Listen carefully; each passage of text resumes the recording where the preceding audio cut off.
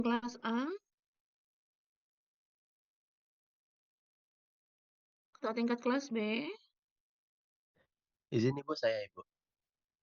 Oke, Vals, semuanya sudah hadir? Sepertinya masih ada 2 orang yang belum hadir, masih di telepon Ibu. Oke. Kelas C, Izin Ibu, ketua sepertinya masih ada tingkat yang kelas. belum masuk. Ya, soalnya baru 44 nih. Harusnya lebih. Kelas D,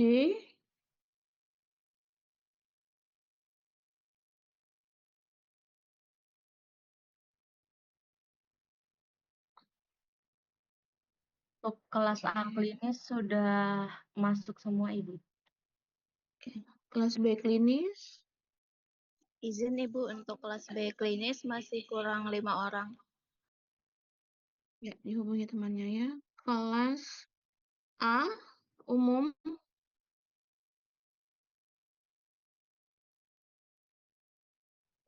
ini cuttingnya nggak ada ya?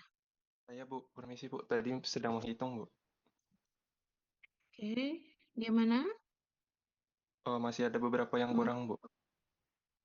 Berapa itu berapa? Kamu nggak tahu masyarakatmu berapa?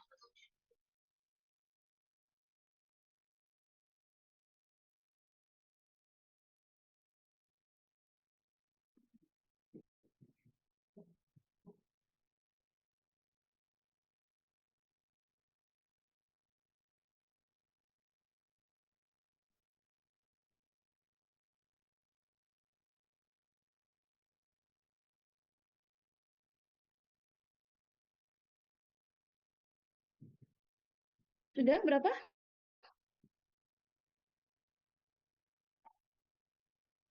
Ini di daftar hadir malah sudah datang semua nih. Kelas B. Tapi orangnya belum lengkap. Masih ada sekitar 5 orang lagi Bu. Oke, berarti mereka tidak bergabung ya. Ini pertemuan yang saya buka udah pada ngisi, tapi orangnya nggak datang.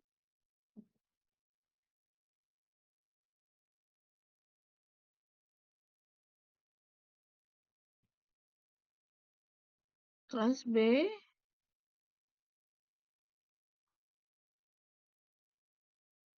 Iya Ibu, izin Ibu, untuk kelas B tinggal 1 orang lagi Bu, yang belum datang.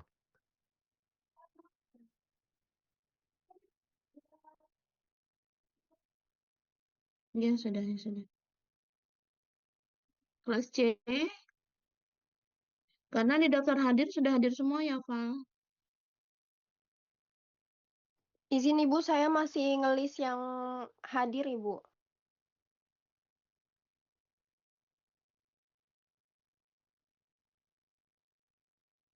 Oke.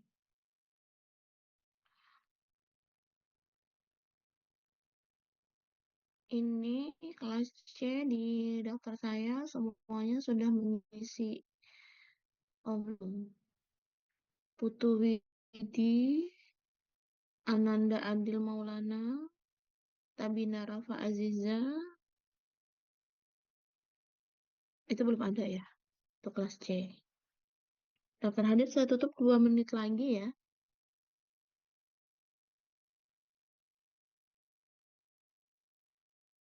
Klinis B, teman-temannya sudah datang? Izin belum Ibu.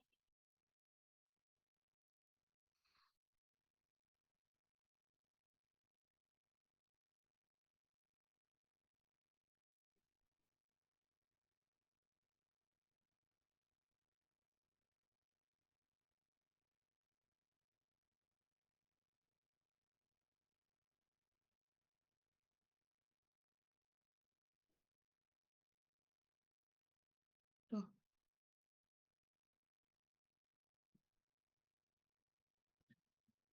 Klinis B malah sudah mengisi daftar hadir lengkap, tapi orangnya belum lengkap. Ya, semua sekretaris mohon untuk mendata kehadiran sampai sekarang, sampai jam sekarang, jam 11 lewat 10 ya. Kehadiran di Zoom di luar daripada itu, saya anggap tidak hadir.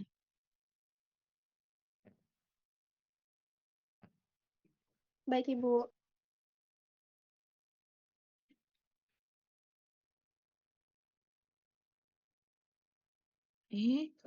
Kita mulai saja ya.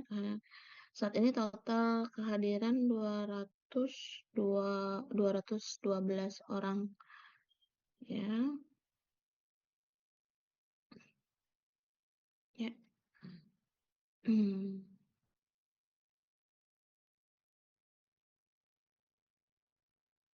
Oke. Bismillahirrahmanirrahim. Assalamualaikum warahmatullahi wabarakatuh. Sebelumnya saya mohon izin untuk mematikan kamera. Silakan yang lain juga jika sedang bersama teman-temannya bisa mematikan kamera, namun mohon untuk tetap menyimak karena takutnya loading datanya jadi besar ya kalau saya sambil buka. Oke, adik-adik, sebelumnya mari kita berdoa menurut kepercayaan masing-masing sebelum kita mulai perkuliahan. Berdoa dipersilahkan.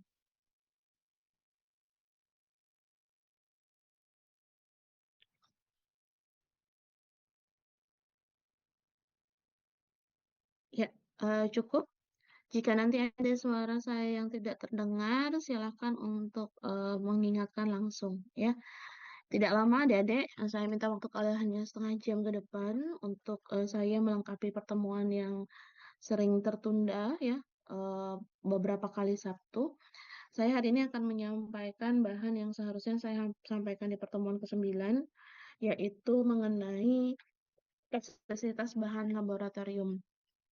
Nah, dalam kesempatan kali ini saya akan membahas lebih rinci mengenai laboratorium farmasi, terutama untuk kalian yang mungkin bekerja ya, penelitiannya bekerja di lab farmasi atau selama ini melakukan proses praktikum di lab farmasi. Kita tahu ini adalah pengantar yang saya sampaikan bahwa semua zat adalah racun, yang menentukan dia bukan racun hanyalah dari dosisnya. Ya, jadi dosis itu sangat berpengaruh dalam satu toksikologi. Nah, di dalam toksikologi gitu ya, di dalam kondisi toksik ada beberapa jalur paparan atau exposure ya, atau jalur toksikan. Kita membahasnya di pertemuan 1 dan 2 kemarin ya, bahwa ada jalur inhalasi di mana ini adalah jalur yang paling berbahaya karena absorpsinya sangat cepat. Lalu ada jalur lipofilik, dia menembus kulit dengan luas permukaan kita tahu kulit adalah organ kita yang paling besar. Lalu ingesti ini adalah saluran cerna ya, dan ada injeksi. Ya, dia biasanya masuk ke dalam tubuh melalui jalur yang bisa dilewati oleh jarum suntik ya biasanya. Nah, kita sudah membahas ini juga, adik-adik saya hanya mereview ulang, ada LD50, LC50, NOAL ya, ada batas paparan TLF, TWA, ada IDLH ya, ada yang juga STL. Kemarin kita hanya membahas masalah yang LD50 sama LC50, dan NOAL itu adalah dosis tertinggi tanpa efek merugikan, sedangkan yang lainnya adalah batas paparan. Apa saja yang paling sering menjadi bahan toksik di laboratorium, terutama laboratorium farmasi? Yang pertama ada N-heksan ya, ini yang pelarut organik yang ekstraknya atau fraksinya pakai N-heksan. Tolong sangat berhati-hati ya adik-adik ya, dia batas paparannya rata-rata selama 8 jam bekerja, atau kalau kalian sehari di lab, itu kurang lebih 50 ppm. Ya, benzen ini karsinogenik grup 1, dia batasnya 0,5 ppm. Jadi dia sangat kecil, bisa mengakibatkan efek toksik ya. 0,5 ppm. Selanjutnya ada toluen, ya ada kloroform, ada diklorometan, ada metanol. Metanol ini walaupun batasnya 200 ppm, tapi dia sangat toksik ya. Dia bisa mengakibatkan kebutaan dan kematian. Dan aseton. Nah, dia ini memang relatif aman, tapi dia sangat mudah terbakar. Saya rasa kalian sudah pernah memegang semua pelarut yang ada di sini ya. Nah, selanjutnya ada juga asam dan basa pekat. Dia sifatnya sangat korosif ya adik-adik ya.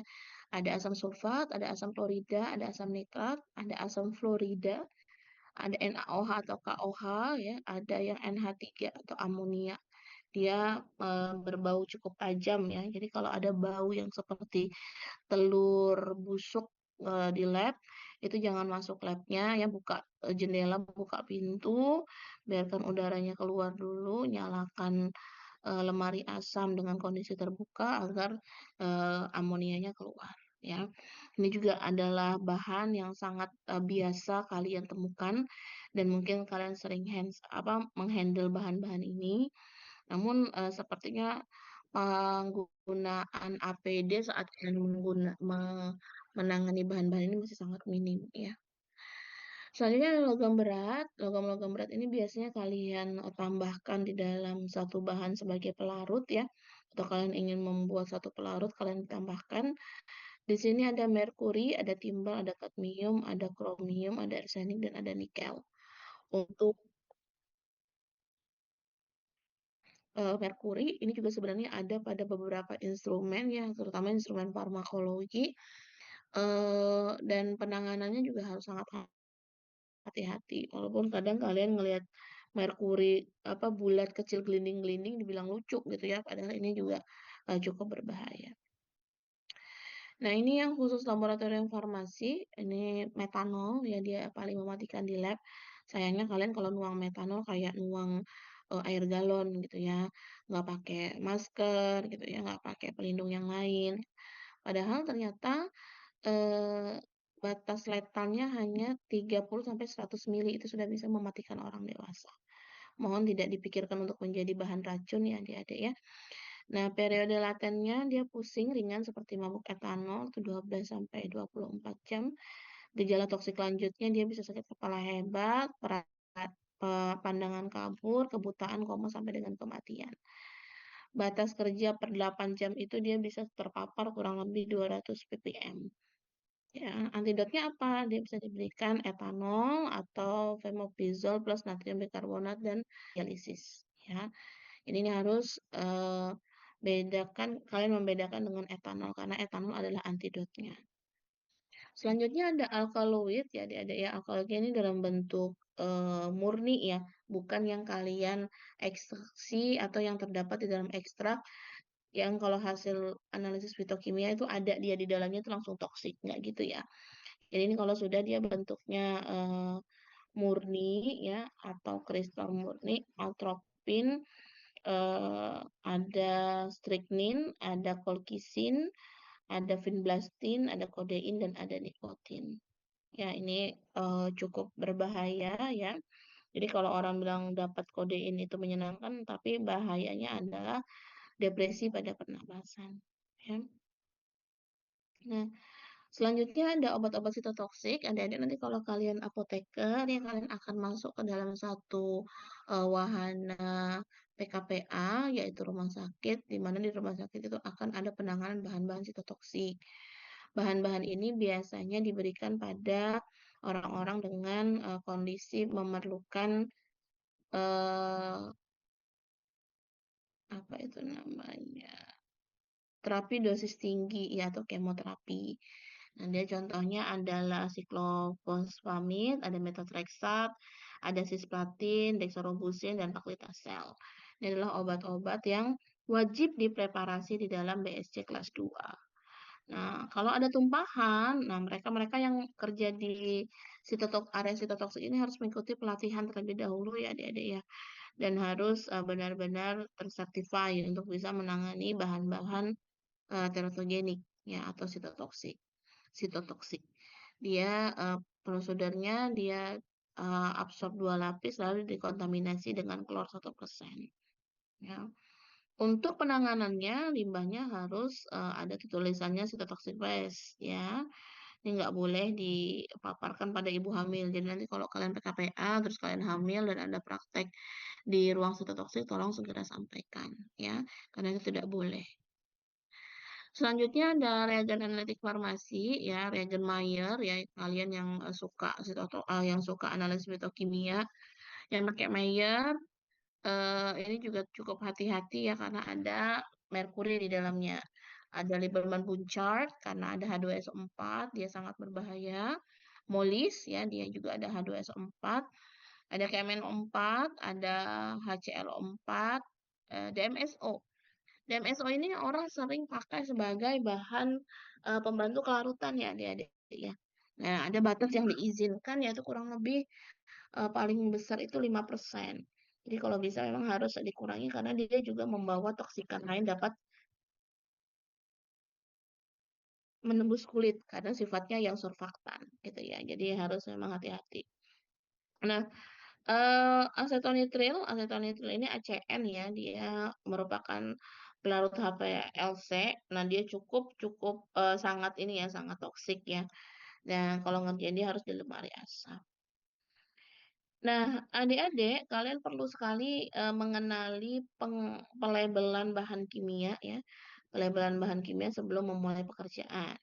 Jadi ada bahan-bahan yang sifatnya eksplosif, ada yang mudah terbakar, ada yang sangat toksik, ada yang berbahaya ya, ada yang memiliki bahaya kesehatan, ada yang memiliki sifat pengoksidasi, dia adalah gas bertekanan, ada yang bahaya lingkungan dan ada yang korosif. Nanti kalau logo aslinya ya, label aslinya, silahkan kalian cari di internet ya. Nah, apa saja penanganan darurat saat terpapar? 6 langkah utama. Yang pertama, amankan diri ya. Jadi jangan menjadi korban kedua. Nilai keamanan area terlebih dahulu. Jangan karena yang terpapar adalah teman dekat, pacar, istri gitu ya. Kalian langsung ingin menolong sendirian. Jadi paling tidak cari bantuan yang kalau ada apa-apa terhadap penolong itu masih bisa mencari hal yang lain. Yang kedua, identifikasi bahan yang terlibat. Lihat labelnya. Ya, cari dia habis kena apa. Selanjutnya, hentikan paparan. Kalau bisa singkirkan korban dari sumber bahaya dan berikan pertolongan pertama sesuai jenis dan jalur paparan. Jadi misalnya dia kena asam pekat, ya asam pekat tangannya dia teriak-teriak, kalian nggak tahu dia kena apa ini orang kok teriak-teriak gitu ya. Nah yang harus kalian pastikan dia habis menggunakan apa. Terus dilihat oh ternyata tangannya sudah melepuh. Apa yang bisa kalian lakukan? Dekontaminasi ya atau hentikan paparan.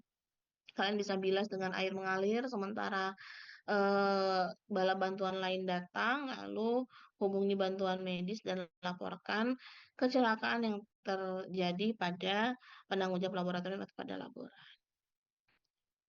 Nah, ini adalah penanganan darurat pada paparan pada kulit ya. Kalau prosedur umumnya jika dia kena sampai badan harus dilepas semua pakaiannya.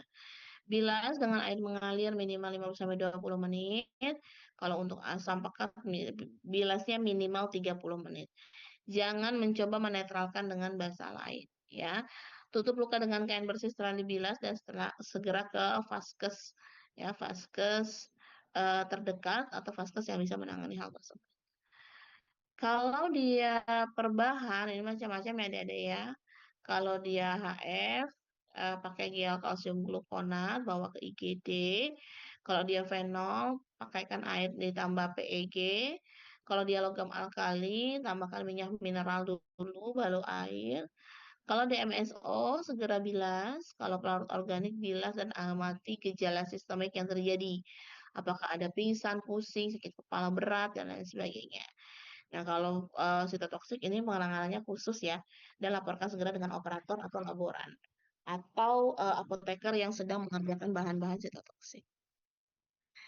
Ini paparan pada mata, buka kelopak mata dengan jari, jangan biarkan dia menutup ya adik-adik ya, jadi dibuka. Bilas minimal 15-20 menit, untuk basah pekat minimal, untuk asam atau basah pekat minimal 30 menit. Lepaskan lensa kontak, eye wash station harus dapat dicapai dalam 10 detik, segera rujuk ke dokter mata. Jadi bahayanya ini adalah kerusakan matanya bisa permanen. Kalau di IGD, rumah sakit atau ada ruang dekontaminan, eye wash-nya itu harus mengarah ke atas. Jadi dia kayak keran air tapi ngarahnya ke atas. Jadi kita tekan lalu kita sebur air di dalam situ ya, di dalam mata kita. Dan harus dalam kondisi mata yang terbuka. Kalau dia inhalasi atau jalur pernapasan, evakuasi segera ke arah yang segar, ya, lebih segar. Dan longgarkan pakaian, duduk atau setengah berbaring, ya. Berikan oksigen jika tersedia. Hubungi IGD untuk segera untuk gas yang sangat toksik, ya. Monitor gejala minimal 24 jam meski dia terlihat baik-baik saja, ya. Ingesti kalau dia tertelan, ya, jangan rangsang muntah. Ini kita sudah bahas di pertemuan kedua, ya, adik-adik, ya. Beri air untuk mengecerkannya. Tidak semua susu dapat membentuk kompleks sehingga bisa membentuk ikatan bahan dengan protein atau membentuk kompleks sehingga dia bisa bersifat lebih tidak toksik, ya.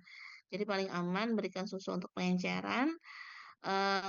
Hubungi pusat informasi keracunan dan bawa label atau bahan yang tertera ke rumah sakit sebagai petunjuk bahwa dia habis terpapar ini, gitu, ya. Jangan beri apapun pada korban yang tidak sadar dan siapkan muntahan untuk analisis toksikologi. Untuk sampel penelitian, untuk sampel di analisis, ya. Antidot spesifik yang penting yang harus ada di lab, harusnya ada etanol atau pemefizol, harusnya ada amil nitrit, ada atropin sulfatus tinggi, itu kalau dia keracunan organofosfat, harus ada kelasi atau pengkelat, ya, adik-adik, ya, ADTA, DMP, BAL, DMSA, ya. Harus ada kalium glukonat topikal intravena atau intraarteri. Selanjutnya harus ada asetilsistein. Jadi obat batuk berdahak itu ternyata bisa menjadi antidot untuk parastamol yang overdosis, ya. Nah, ini adalah kondisi ideal, ya, adik-adik, ya. Saya sampaikan di sini kondisi ideal. Nanti kalian akan temukan pada lab-lab yang cukup tersertifikasi bahwa APD adalah lapisan terakhir, ya. Yang pertama adalah hilangkan bahaya dari sumbernya. Jadi kita memang benar harus hati-hati dalam penempatan bahan-bahan berbahaya atau bahan-bahan yang sifatnya cukup toksik. Yang kedua, kalau memang masih memungkinkan untuk diganti dengan bahan yang lebih aman, diganti. Yang ketiga, kontrol, ya, dikontrol. Jangan lupa pastikan foam hold, ventilasi, dan sistem itu berfungsi. Nah, lalu ada kontrol administratif, ada SOP, standar operasional pelaksanaannya, harus ada pelatihan khusus, ada rotasi kerja, label, dan izin kerja. Ya. Lalu yang terakhir ada penggunaan APD. Nah, salah satu bentuk APD adalah sarung tangan. Ya, jadi sarung tangan tuh ada yang nitril, ya, ada yang latex alam, ada yang neopren, ada yang rubber, ya, ada yang vital. Nah, ini biasanya saya juga kurang paham, ya, yang mana yang lebih utama untuk digunakan, gitu, ya. Tapi memang paling sering adalah yang latex biasa. Karena kalau nitril dia ada serbuk nitratnya, ya. Nah, terus ini masker, gunakan masker bedah itu paling minimum, ya. Ada N95, ada yang half face, ada yang full face, ada yang SCBA. Ini adalah level tertinggi. Ini adalah 10 aturan emas keselamatan laboratorium. Yang pertama, selalu pakai APD, ya. Jadi kalau kita nggak pakai APD yang full satu badan yang kayak baju astronot itu, ya kita memang pakainya minimal masker sama sarung tangan. Dilarang makan, minum, dan merokok dari dalam lab, dilarang pipetting dengan mulut. Jadi kalau balon propipetnya itu nggak ada untuk yang pipet sedot, pipet isap, itu jangan pernah memipet dengan menariknya menggunakan mulut, ya. Selalu baca SDS, ya, labelingnya sebelum menggunakan bahan kimia baru. Selalu bekerja dalam foam hood, ya, lemari asam atau lemari yang memiliki jalur udara keluar. Jangan bekerja sendiri dengan bahan berbahaya. Ketahui lokasi iWash station di mana, emergency shower atau tempat mandi yang ini, ya, yang terkena kontaminasi, gitu, ya, dan juga apa. Bersihkan tumpahan segera dengan prosedur yang benar. Simpan bahan kimia selalu sesuai dengan aturan kompatibilitas. Dan laporkan semua kecelakaan tanpa terkecuali. Jadi jangan ada yang ditutup-tutupin ya. Nanti kita dimarahin laboran, Bu. Nanti laborannya bilang, "Kan sudah dikasih tahu," tapi tetap kita lakukan gitu. Itu harus tetap dilaporkan. Kenapa? Untuk mencegah terjadinya kecelakaan kerja selanjutnya, ya. Nah, ini adalah tempat penyimpanan bahan kimia, ada asam pekat, lemari asam berventilasi, basa kuat, lemari basa terpisah, ada pelarut yang mudah terbakar, ini harus diletakkan dalam lemari tahan api, ada oksidator, ya, ada ether, eh, dan ada bahan-bahan sitotoksik. Kalau bahan-bahan sitotoksik kita tahu pasti sifatnya atau peletakannya ada di lemari yang terkunci, ya. Nah, bagaimana cara mengencerkan asam pekat? Ya, tambahkan air sedikit demi sedikit ke dalam air sambil diaduk. Ya, dan biasanya kita itu menuangkan dari sisi dindingnya, adik-adik, pelan-pelan. Nggak boleh kita langsung tuangkan dari atas ke bawah dan di dalam dasarnya labu ya. Itu bisa mengakibatkan reaksi hebat dan percikan panas. Gunakan wadah kaca ya, jadi nggak boleh ya pakai wadah plastik. Lakukan di dalam foam hood dengan sarung tangan tahan asam dan gunakan goggles. Googlesnya ini kacamata ya adik-adik ya, untuk menghindari terjadinya percikan tadi. Dinginkan di bak es jika pengencerannya sangat eksoterm, misalnya H2SO4. Eh, eh, Tadi ya, kita mencegah terjadinya bumping ya, atau percikan. Karena kalau ada percikan atau bumpingnya itu dengan tekanan, dia biasanya bisa meledak. Ya, jadi itu yang berbahaya. Pengelolaan limbah laboratorium menjadi tanggung jawab kita. Jadi harus ada tempat limbah logam berat, harus ada limbah sitotoksik. Makanya kalau dikasih tahu sama laborannya, adik-adik limbahnya dibuang ke sini ya, baru dicuci. Itu dibuanglah ke tempatnya. Ya adik-adik ya, jangan langsung dibuang semuanya ke wastafel. Jadi mengikuti semua peraturan yang ada di laboratorium. Jadi tidak ada yang ingin menyulitkan, semuanya ingin orang-orang di sana itu safety. Ya, ini adalah peraturan, regulasi dan standar keselamatan untuk laboratorium ya. Dan ini adalah pesan kuncinya untuk toksisitas inhalasi metanol dengan etanol tidak sama. Saya yakin anak-anak farmasi paham sekali ini. Dan ada air mengalir ya, adalah pertolongan pertama. Baca SDS atau labelingnya sebelum bekerja, dan APD adalah lapisan terakhir, dia bukan satu-satunya perlindungan. Perlindungan yang terbaik adalah mengikuti semua protap yang ada dan laporkan semua kecelakaan dan near miss. Ya, ini ada kuis ya. Tadi ada H2SO4 ya adik-adik ya. H2SO4 tadi kalau terpapar di mata dikatakan bahwa eye wash-nya harus dapat dicapai dalam jangka waktu maksimal 10 detik. Nah, di sini dituliskannya eye wash-nya adanya 5 meter dari kalian. Apa langkah pertama yang bisa kalian lakukan? Ya, tentu saja kalau ada air di daerah sana segera dibilas dengan air biasa sambil menelpon pusat kegawat daruratan. Ya. Nah, ini teman Anda minum kurang lebih 3 ml larutan yang tidak berlabel dan ternyata metanol. Awalnya hanya pusing ringan. Apa tindakan Anda? Ya, paling mungkin adalah melakukan pengenceran dengan memberikan air minum. Kalau tidak paham bagaimana mekanisme antidotnya, segera bawa ke rumah sakit. Ya. Nih, Anda mencium bau telur busuk yang sangat kuat di lab di saat analisis sulfida. Apa yang harus Anda lakukan? Ini mengeluarkan orang-orang yang ada di lab, segera dekontaminasi kondisi ruangan, membuka pintu, jendela, dan lain sebagainya, dan pengerjakan semuanya di dalam foam hood. Oke, ya. Itu mungkin adik-adik nanti akan saya berikan diktatnya ya. Saya sudah minta tolong diresumkan dan dibuatkan menjadi satu diktat. Ada 30 halaman. Nanti tinggal kalian baca ya untuk bahan ujian, karena bahan ujiannya saya letakkan di sana. Silakan jika ada yang ingin ditanyakan.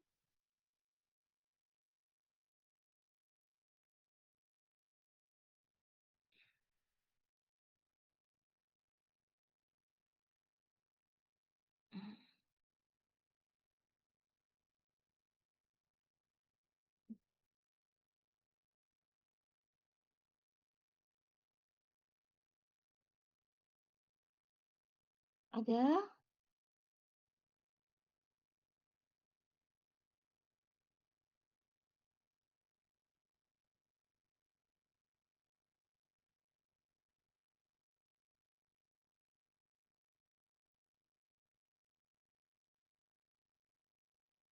Ada yang ingin ditanyakan?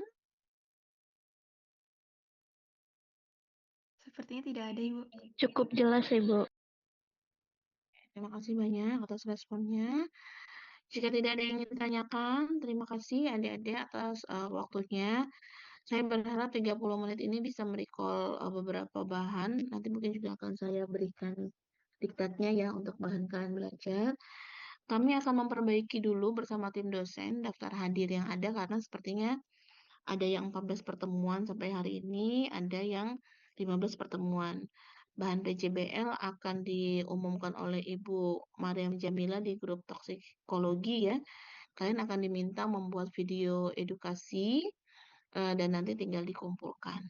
Ya, jadi pekan depan insya Allah mungkin tidak ada pertemuan, tapi nanti akan kami sampaikan segera, paling lama hari Minggu ya, karena hari Senin terakhir ada pertemuan.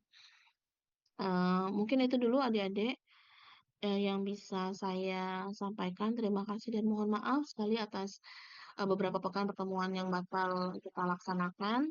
Saya cukupkan. Assalamualaikum warahmatullahi wabarakatuh. Waalaikumsalam Waalaikumsalam warahmatullahi wabarakatuh. Makasih, Ibu. Terima kasih, Bu. Terima kasih, Bu.